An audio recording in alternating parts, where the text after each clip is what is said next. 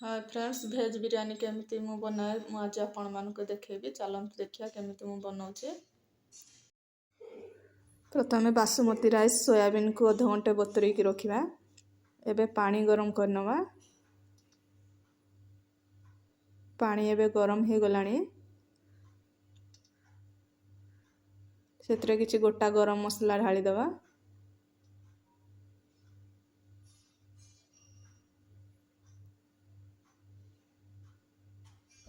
कढ़ाई गरम हो गलानी। एबे आधा कप तेल ढाली दउची।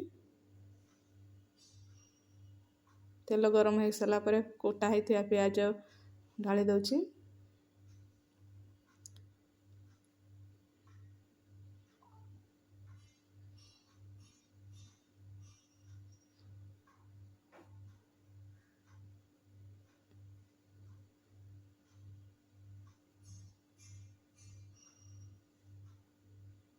दुईटा तेजपत्र एठी मु पके दउची।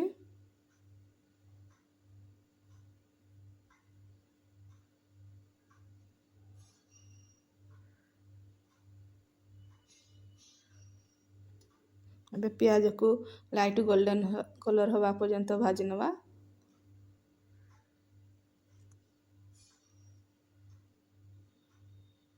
प्याज हमर भाजी हो गलानी।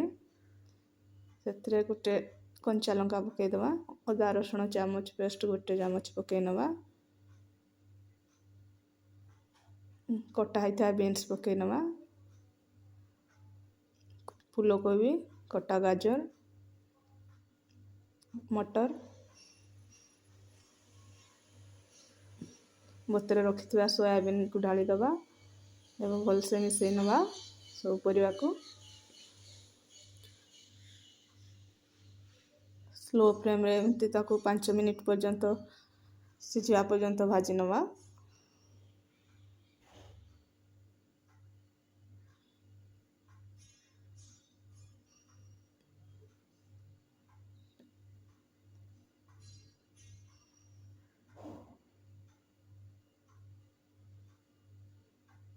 एबे मु आधा चामच हळदी गुंड पके नउची। पके के भलसे मिसई नवा।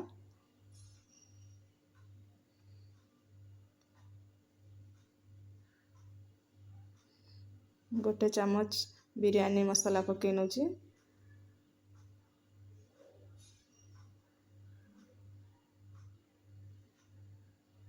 ताको भलसे मिसई नवा।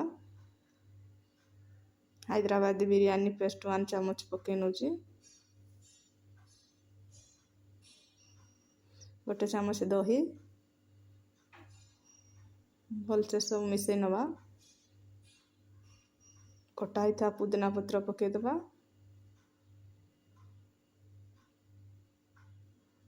एबे रंधा होइथा बासमती राइस पके ढाली दबा।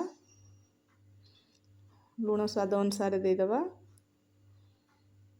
एबे मो भेज बिरयानी रेडी हो गला। भाजी रखिथिया प्याज को एबे मु ता पर पके दउची। जदि मो वीडियो आपण मान को भल लागिला एबे गोटे चामच गुआ घिया पके नवा। जदि आपण मान को मो वीडियो भल लागिला दया करी लाइक शेयर सब्सक्राइब करि नंतु।